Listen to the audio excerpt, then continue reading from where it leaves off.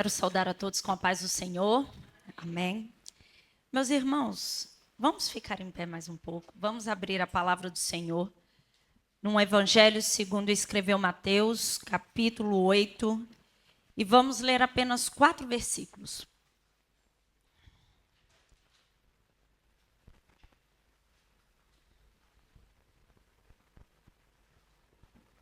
Mateus, capítulo 8, a partir do versículo 1.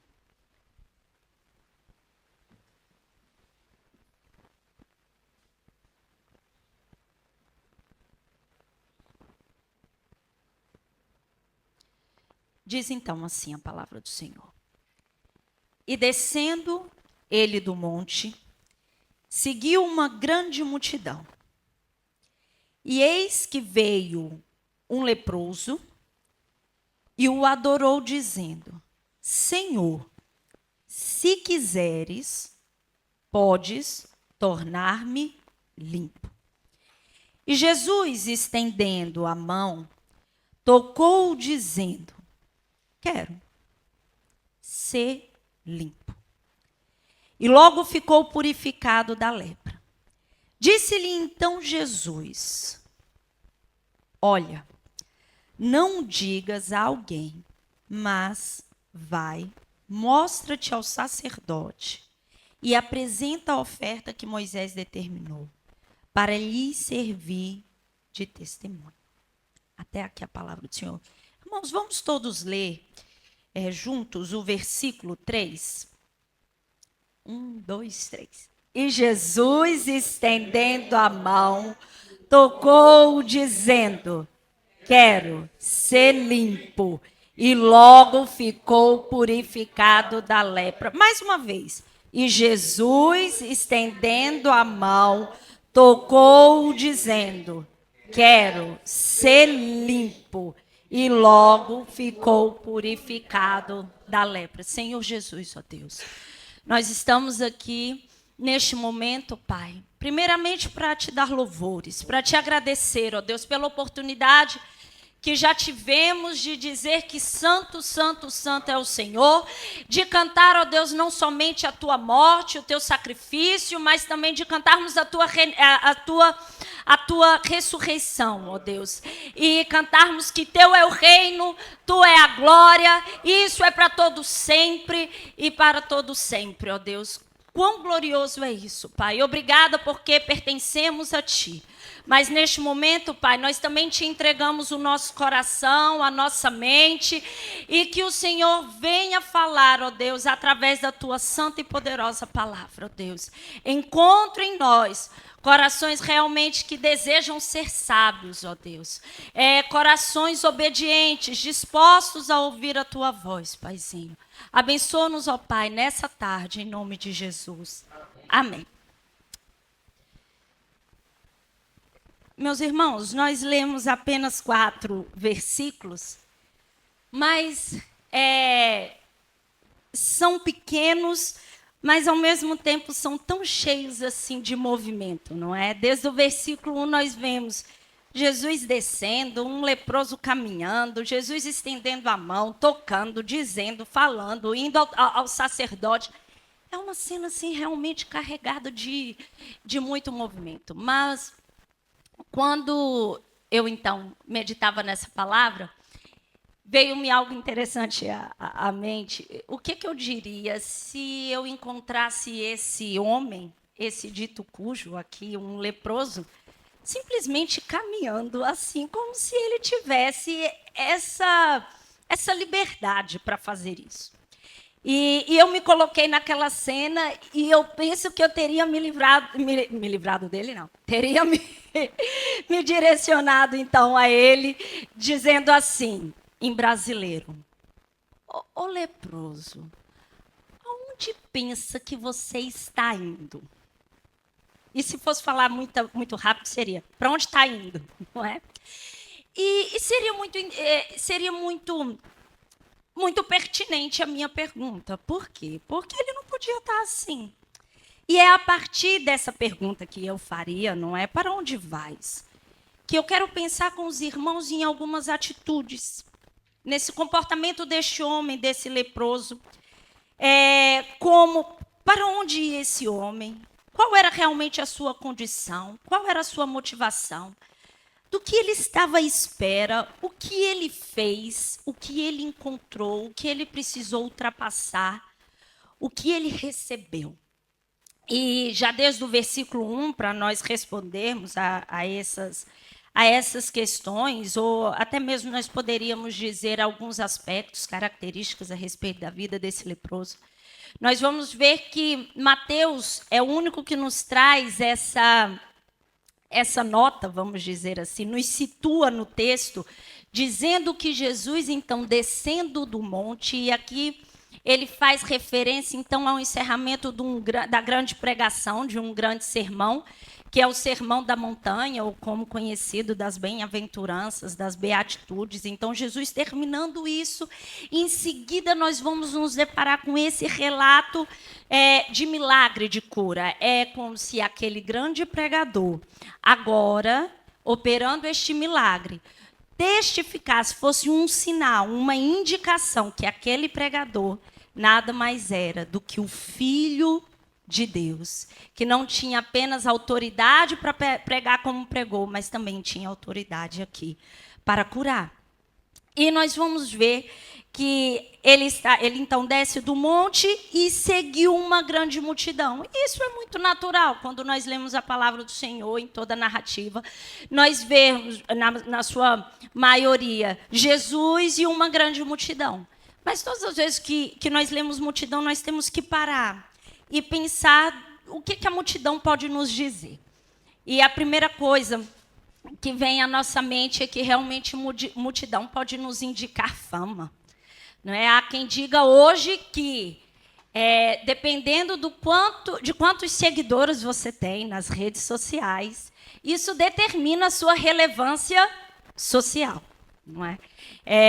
O meu sogro ele tem um pequeno empreendimento e ele, então, faz uma hospedagem, não é? Ele trabalha com hospedagens e tudo, e às vezes aparecem essas pessoas que já se intitulam muito famosas, pedindo, então, para que fique ali hospedada e possa fazer a divulgação do local.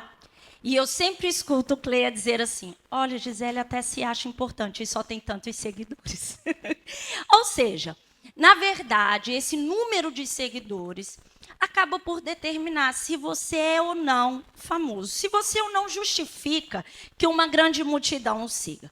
Mas quando nós pensamos em multidão, é claro que nós não estamos restritos a isso, nós também podemos pensar que uma multidão é composta por curiosos, aquelas pessoas que estão ali para poder espreitar, para ver o que está a acontecer, mas que não se envolvem com a situação, ou às vezes nem se identificam com o que fato está sendo falado ou está sendo feito. Mas há também aqueles que compõem a multidão, que nós podemos chamar de parasitas, não é? São aqueles consumistas que estão ali realmente para poder aproveitar da situação e do que é servido. Se está sendo distribuído pão, come um pão. Se tem peixe, come o peixe, não é? É como diz no Brasil, passou o que passar, manda para dentro, não é? Mas também são pessoas que, quando já não serve mais nada, quando já não tem pão, quando já não tem peixe, quando o que eles julgam ser apenas um entretenimento, aquilo ali acaba, eles também vão embora. Mas há também, quando nós pensamos em multidão, nós podemos pensar num sentido de dificuldade, de impedimento, de algo que realmente vai nos atrapalhar dependendo daquilo que nós queremos. Serve porque dificulta, por exemplo, a nossa locomoção. Não é? Imagina, se nós temos uma grande multidão à nossa frente, queremos nos locomover com uma certa agilidade ou rapidez, aquilo ali vai servir de um impedimento. Ou, se as pessoas forem tão altas como eu sou, isso também vai acabar por dificultar a minha visibilidade. E não só, nós vemos isso, por exemplo, quando vamos ao Evangelho, segundo escreveu Lucas, e nós vamos ver o relato, por exemplo, daquele publicano, Zaqueu, que dizia que por causa da sua estatura e também por causa da multidão, ele não conseguia, então, ver Jesus. Ou também, até uns versículos anteriores a esse, haver ali o cego de Jericó, não é? Clamando. E, filho de Davi, tenha compaixão de mim, tenha misericórdia de mim. E ele ter essa dificuldade, não apenas pela sua limitação, não é, pela sua deficiência, mas também por ter ali uma multidão. Então, a multidão também nos traz essa ideia de impedimento. Mas não quer dizer que também possa haver na multidão pessoas que realmente estão comprometidas com aquele que elas estão seguindo, que se identifica, que participa, que realmente recebe, não é? Que realmente se entrega àquele quem fala. Mas o melhor do que nós pensarmos no que poderia significar ou simbolizar a multidão é saber que quando Jesus é o agente principal, quando Jesus é a razão, o motivo dessa grande multidão, algo é diferente. E é diferente por quê? Porque com Jesus, a multidão não consegue impedir o cuidado pessoal, individual a cada um. É verdade que quando nós estamos cercados, não é, por muitas pessoas, algo, alguma coisa ou alguém nos passa desapercebido. No entanto, que é interessante quando alguém nos dá um cutucão que diz: olha, Gisele, viste aquilo ali? E eu, por acaso não vi. Não, não vejo, como é que não vejo? E fala assim. Por quê? Porque alguma coisa nos passa desapercebido. Mas, diante dos olhos de Jesus, nada e ninguém passava desapercebido. Se nós olharmos, voltarmos para Zaqueu, a multidão era dificuldade para que Zaqueu conseguisse ver Jesus. Mas, diferentemente, foi Jesus em relação a Zaqueu. Porque a palavra do Senhor nos diz que Jesus, olhando para cima, viu Zaqueu. E quando, então, aquele cego clama por ele, ele pede para que a multidão pare, traga. E Jesus, então, realiza um milagre. Porque Jesus para multidões para nos ver individualmente. Assim como foi com aquela mulher que tinha fluxo de sangue e tocou as suas vestes. Jesus está atento, ainda que tenha uma multidão. Aquele que o clama, aquele que quer vê-lo e aquele também que o toca. É muito precioso, meus irmãos, nós sabermos que nós podemos estar aqui reunidos num grande grupo. Não é? Não tão grande, mas pela fé é muito grande. Amém? Temos que começar a pensar assim. E Jesus consegue e nos vê individualmente. Ele nos vê enquanto igreja, enquanto alumiara, enquanto congregação. Mas ele também enxerga cada um de nós. Nas nossas necessidades, nas nossas limitações, nos nossos anseios, nas nossas expectativas. Porque esse é o Deus que nos enxerga. Mais adiante, nós vamos ver, e antes eu vou fazer um parênteses, porque essa questão de falar pela fé do tamanho estamos em um grande grupo. Há um pastor que ele traz o seguinte testemunho. Quando ele começou um trabalho, não é? Ele assumiu então uma congregação. E até então era uma congregação muito pequena. E ele subia ali no púlpito, às vezes antes de começar o culto, e ele ficava assim: ô irmão, chamava os obreiros, como se tivesse ali realmente irmão, ponha mais uma cadeira ali. Não, irmão, ponha mais uma cadeira. E assim os obreiros iam chegar para preparar ali tudo para o culto e falavam assim: ô pastor, o senhor hoje está a dizer assim, a pregar como se tivessem pessoas até ali fora. É porque um dia vai chegar a esse ponto que nós não teremos cadeiras. E eu já quero prepará-los. E quando isso acontecer, uma cadeira aqui, é uma ali, é outra ali. Irmão! E assim os anos foram passando e a bênção do Senhor estava sobre aquele trabalho. E, de fato, hoje prosperou. Que hoje eles já têm realmente um grande grupo. E ele hoje já é de muita idade, mas ele não se cansa de dizer de quando ele começou a orar. Éramos um pequeno grupo, mas tornamos um grande grupo. Mas aqui, no versículo seguinte, Nós vamos ver, então Jesus desce, com ele tem essa grande multidão, e depois o versículo disse que eis que veio um leproso. E aqui nós vamos ver a condição deste homem que estava indo a uma determinada direção. E nós sabemos que o leproso era alguém separado da sociedade. Eram pessoas que tinham uma enfermidade que era considerada para aquela altura praticamente incurável. Há quem diga que a dificuldade da cura naquela altura para uma lepra era comparada a ressuscitar mortos, de tão impossível que se podia ser. Era também alguém considerado impuro, impuro fisicamente, impuro socialmente, impuro cerimonialmente, porque não podiam participar, não podiam cultuar juntos. E também há até quem diga que eram pessoas amaldiçoadas por Deus. Mas, meus irmãos, naquele dia, aquele leproso, ele reuniu toda a sua enfermidade, todos os seus medos, todas as suas dificuldades. E o que nós lemos é que ele foi em direção a Jesus. Mas ele não colocou só ali a sua enfermidade, os seus medos e as suas dificuldades. É como se ele tivesse preparado a sua mala e tivesse colocado ali algo que é essencial. A sua fé. Ele sabia que se ele fosse até Jesus, ele poderia ser curado. E hoje o mundo ele nos aponta muitas direções para aquilo que poderia ser algo para ser guiado, para ser realmente seguido. Hoje o mundo tem muitas receitas e talvez até receitas práticas. Não é? Ontem mesmo nós estávamos a falar sobre isso. Olha, se quiser ser feliz, faça isso. Olha, se você quiser acabar com isso na sua vida, com este sofrimento, ou faça aquilo ali. Siga por esse lado, siga por aquele lado. Mas o que nós temos aqui é o exemplo de alguém que não viu em outro lugar ou em outra pessoa que não fosse a pessoa de Jesus Cristo. E isso é importante nós pensarmos para sabermos em qual direção nós temos ido. Qual o caminho que nós temos tomado, para quem nós temos olhado, para o que nós temos esperado e em quem nós temos esperado.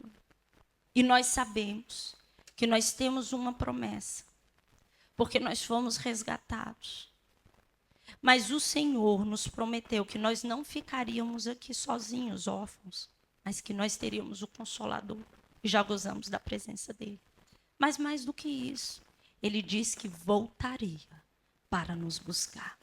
E para onde nós temos olhado, e para onde e para quem nós temos nos direcionado. Ontem, nós falávamos nas reuniões, na reunião de senhoras, e eu disse que eu ia falar isso aqui. Falei assim, irmãos, para a próxima, vem os homens, vem as mulheres, vem todo mundo. Sabe por quê? Porque essas mulheres não conseguem comer longe dos maridos, ou longe dos irmãos. Era comendo e dizendo, ai, se eles estivessem aqui, olha, tinha tanta comida, ai. Eu disse assim, eu vou dizer isso. E alguém disse assim, o Jorge vai logo dizer, porque ele disse aqui, que ele viria. E foi justamente. Mas, além de ser falado isso, nós falamos também algo ontem, que era pensando a respeito da felicidade, quando nós lemos o Salmo 34, que diz que feliz é o homem que nele, no Senhor, se refugia. Ou seja, feliz é aquele que se refugia no Senhor. E depois, diante disso, o que o leproso faz? E eis que veio um leproso e o adorou. Meus irmãos, ele não apenas reverenciou. Aqui Mateus vai dizer que o adorou, e os outros vão dizer, Marcos e Lucas também, que ele se prostrou de joelhos, ou que ele pôs, né, não é, o seu rosto, se pôs sobre o seu rosto. Ou seja, realmente entregue, humilhado, sujeito, reconhecendo que Jesus era Senhor. E quando nós vemos isso, nós aprendemos que o Senhor vem antes daquilo que Ele pode fazer. O nosso Senhor, Ele é santo. O nosso Senhor, Ele é digno de receber toda a nossa adoração nessa tarde, todo o nosso louvor, todo o nosso tributo, independentemente daquilo que Ele fizer nas nossas vidas, mas pelo que Ele já fez. Aquele leproso não estava são quando reverenciou o Senhor, quando reverencia Jesus, quando ele se põe diante de Jesus. E isso veio antes mesmo que ele fosse curado. Às vezes, irmãos, as pessoas pensam assim, não, no dia que isso acontecer, eu vou fazer isso como gratidão e adoração. Irmãos, façamos antes. Pelo que o Senhor é, porque Ele é Senhor. E quando o leproso, ele olha para Jesus, ele se reverencia, ele se submete, ele se humilha, ele se coloca diante de Jesus, ele está dizendo aqui que ele reconhece no mínimo duas coisas no Senhor. Que ele tem uma vontade soberana e que ele tem todo o poder. Quando ele olha para Jesus, ele sabe que ele é um Senhor que tem uma vontade e que a vontade dele é imperativa. E mais do que isso, que ele tem todo o poder. E isso é interessante porque, às vezes, dependendo de quão turbado está o nosso coração, de quão inquieta está a nossa alma, ou de quantos problemas nós temos, parece que nós colocamos isso tão alto e que o nosso Deus não tem tanto poder para isso. Mas esse leproso, ele tem essa certeza, essa convicção. E ele tem por quê? Porque ele diz assim, Jesus, se quiseres, se o Senhor quiser, eu sei que podes.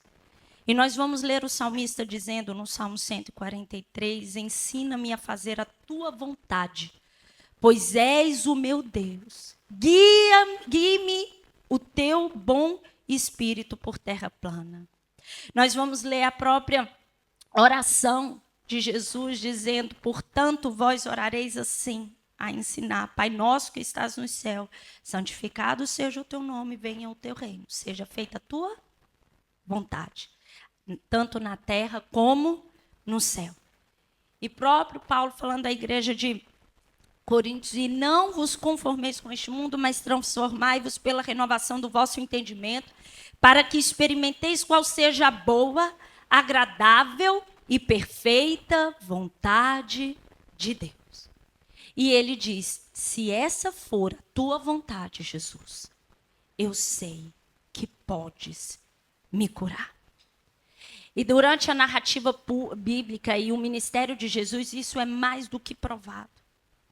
O poder de Jesus é sobre os demônios, é sobre a natureza, é sobre as enfermidades, como nós vimos aqui, é sobre a morte. Ele acalmava, aquietava as águas, o vento. E nós lemos, por exemplo, no relato do endemoniado em Cafarnaum, em Marcos, e todos se admiravam. Era um sábado, Jesus estava então ali na sinagoga a ensinar, e lá tinha um homem que estava possesso, e Jesus então repreende aquele demônio, e depois todos dizem assim, todos se admiraram, a ponto de perguntarem entre si, dizendo, o que é isto? Que nova doutrina é esta? Pois com autoridade ordena aos espíritos imundos, e eles lhes obedecem. Porque o poder de Jesus era também sobre os demônios. E Paulo escrevendo também na sua primeira carta aos Coríntios, capítulo 15, nós vamos ler, onde está a morte o teu aguilhão? Onde está o inferno a tua vitória? Ora, o aguilhão da morte é o pecado e a força do pecado é a lei. Mas, graças a Deus que nos dá a vitória por nosso Senhor Jesus Cristo. Meus irmãos, aquele leproso não sabia apenas que Jesus tinha poder.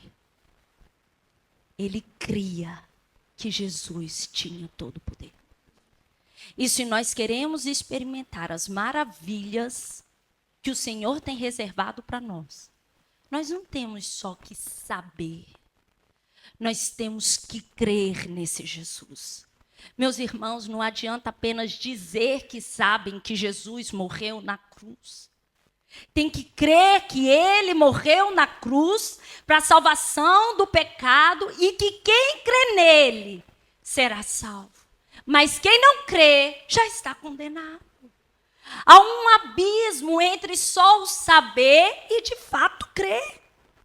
E nós podemos olhar, por exemplo, no relato que nós temos daquele cego em João capítulo 9, que vai dizer, já no fim, que Jesus o cura, e depois ele então é expulso, não é, da sinagoga.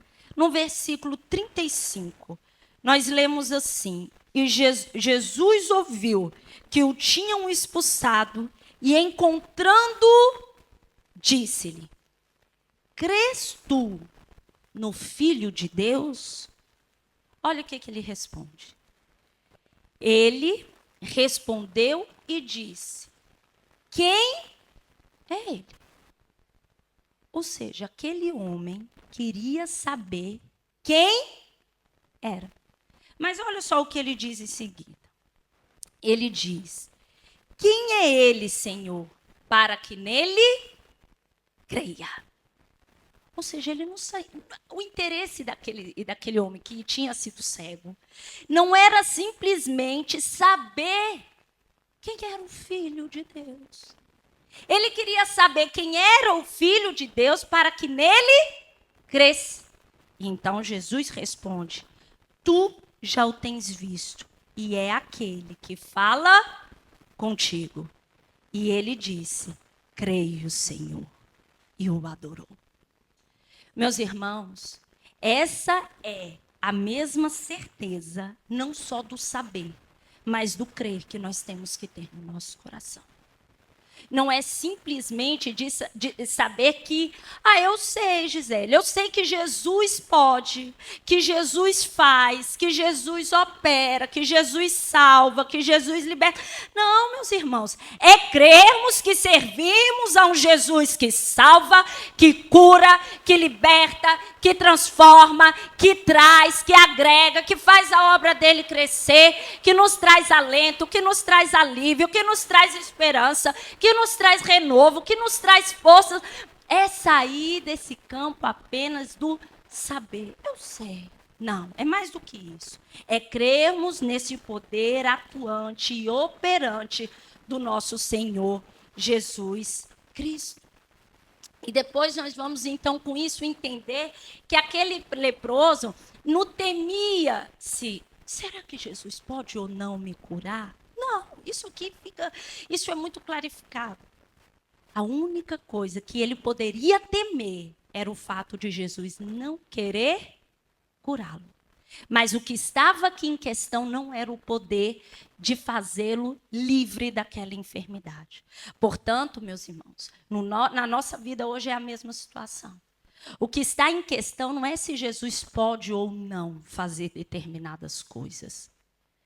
Mas a maior questão é se o nosso coração está pronto e preparado para receber aquilo que ele quer fazer.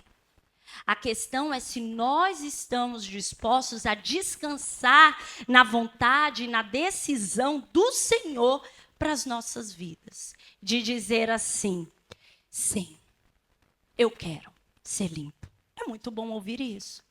Mas se o nosso coração também está preparado para dizer: a minha graça te basta.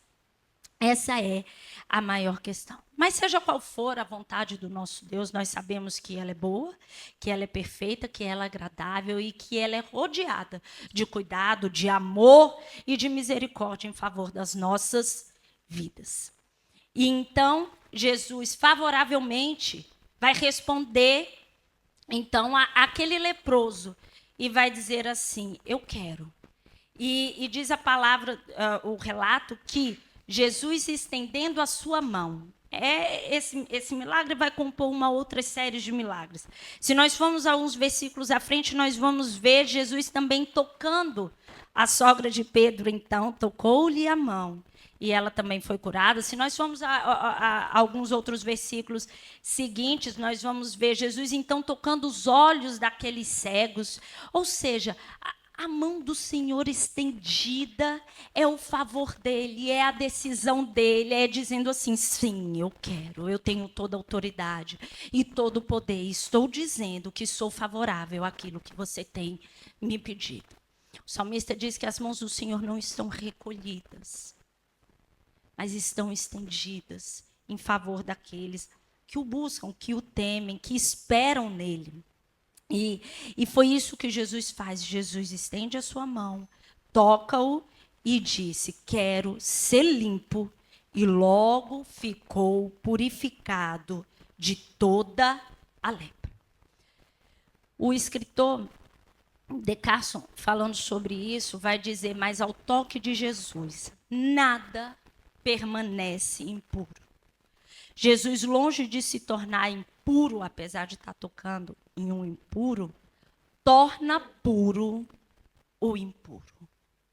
Meus irmãos, não há situação que não haja esperança quando o nosso Senhor estende a mão favoravelmente e diz, eu vou mudar, eu vou transformar. Aquilo, por mais que seja difícil, impossível, impuro, ele torna puro. Mas depois, logo no fim, nós vamos ver algo também curioso. Depois que esse homem fica purificado da sua lepra, curado, Jesus vai dizer assim, olha, não digas a alguém, mas vai e mostra-te ao sacerdote e apresenta a oferta que Moisés determinou para lhe servir de testemunho.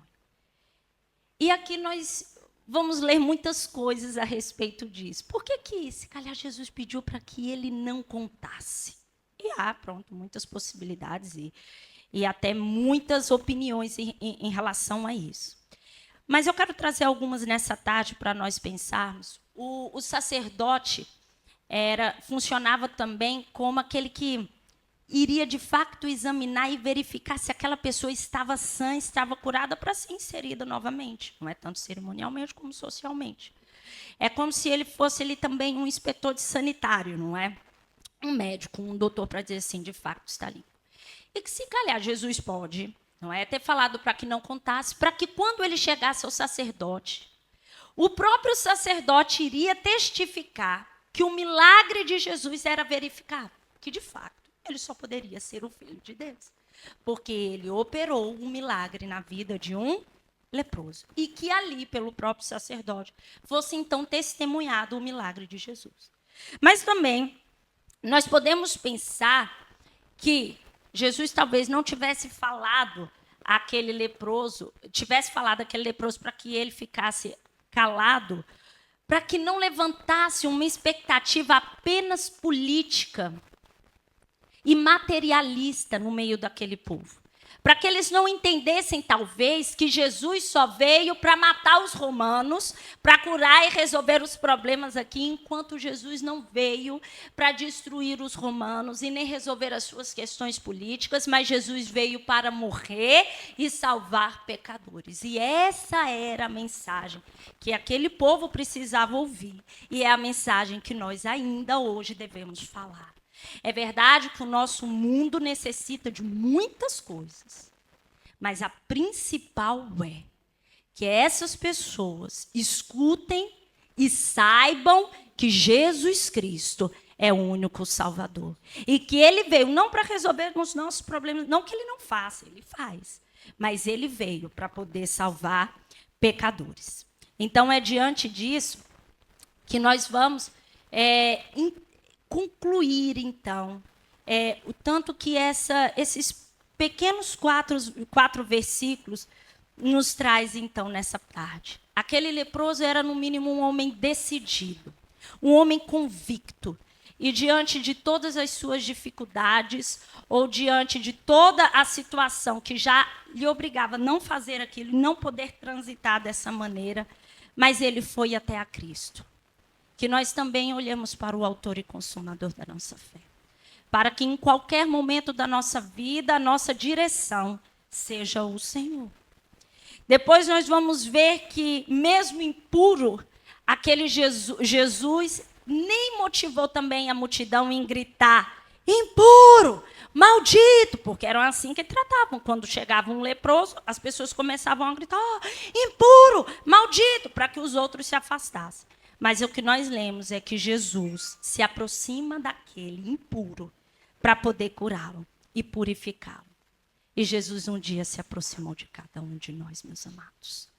Um dia nós experimentamos dessa graça, quando o mesmo Jesus nos purificou de todo o pecado, vertendo na cruz o seu sangue, para que nós fôssemos hoje livres. Sublime graça que nos libertou, curando-nos, livrando-nos da condenação eterna. E o leproso adorou.